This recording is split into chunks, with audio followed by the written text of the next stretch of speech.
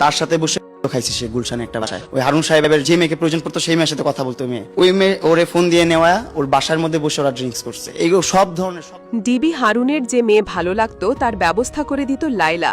চাঞ্চল্যকর এমন মন্তব্য করেন টিকটক কন্টেন্ট নির্মাতা প্রিন্স মামুন। এক সাক্ষাৎকারে এমন দাবি করেন তিনি। তার ভাষ্য, সাবেক ডিবি প্রধান হারুন যাদের পছন্দ করতেন তাদেরকে কাছে পাওয়ার সুযোগ করে দিতেন লাইলা। মামুনের অভিযোগ, লাইলা ছিল তার বিশ্বাসভাজন, কিন্তু সেই তাকে কপটতার ফাঁদে ফেলেছে।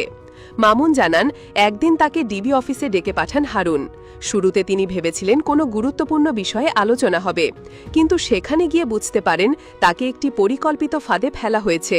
তার ভাষায়, ডিবি হারুন আমাকে ডেকে নিয়ে বলেছিলেন, তুমি ডিবি অফিসে আসো, তোমার সঙ্গে গুরুত্বপূর্ণ কথা আছে। এরপর বুঝতে পারলাম আমি একটা সাজানো ফাঁদে পড়েছি। মামুন আরও দাবি করেন, গুলশানের একটি বাড়িতে লাইলা ও হারুন একাধিকবার দেখা করতেন এবং সেখানে নেশাদ্রব্য পানের ঘটনাও ঘটেছে। তার কথায়, হারুনের যেই মেয়েটি ভালো লাগত লাইলা সেটা ম্যানেজ করে দিত। এসবই ছিল প্রভাব প্রতিপত্তি এবং ব্যক্তিস্বার্থে গড়া একটি চক্রের অংশ। তিনি আশঙ্কা প্রকাশ করে বলেন, আমি এখন ভয় পাচ্ছি, বুঝতে পারছি না কিভাবে এই ফাঁদ থেকে বের হব। আপনারা সবাই দয়া করে আমাকে সাহায্য করুন। মামুনের এই সাক্ষাৎকারটি ছিল কয়েক মাস আগের। পুরনো এ বক্তব্য ফের প্রকাশ্যে আসতেই সামাজিক যোগাযোগ মাধ্যমে তুমুল আলোচনার সৃষ্টি হয়েছে। নেটিজেনরা মামুন ও লাইলার পারস্পরিক অভিযোগ নিয়ে আবারও সরব হয়েছেন। কেউ বলছেন এদের মধ্যে সম্পর্ক ছিল অবৈধ স্বার্থের ভিত্তিতে, আবার কেউ মনে করছেন মামুন নিজের অপরাধ আড়াল করতে পুরনো বিষয় সামনে আনছেন। অনেকে মন্তব্য করছেন প্রভাবশালী মহলের সহযোগিতায় একটি অন্ধকার চক্র গড়ে উঠেছিল, যেখানে বিনোদনের আড়ালে অপরাধী কর্মকাণ্ড চালানো হচ্ছিল। প্রসঙ্গত, গত 14 আগস্ট ভোরে রাজধানীর ভাটারা এলাকায় নিজ বাসা থেকে মামুনকে গ্রেফতার করে পুলিশ। ভাটারা থানার ওসি রাকিবুল হাসান জানান, আদালতের জারি করা পরোয়ানার ভিত্তিতে সেদিন ভোরে তাকে আটক করা হয়।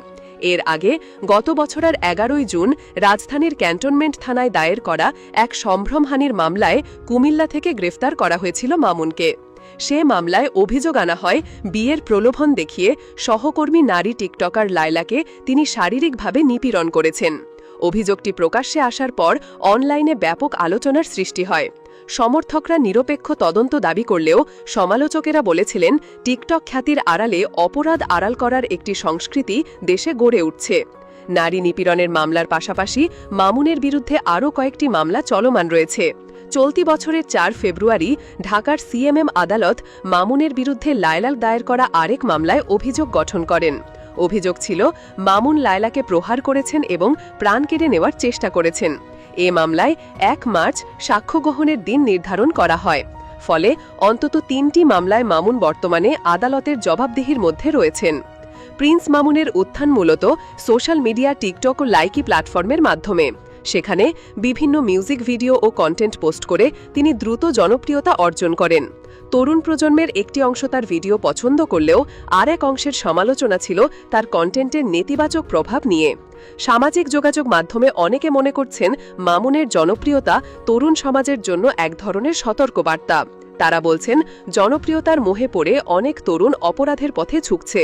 অন্যদিকে মামুনের সমর্থকেরা বলছেন, তার বিরুদ্ধে অভিযোগগুলো প্রমাণিত হয়নি, তাই তাকে অপরাধী বলা যায় না।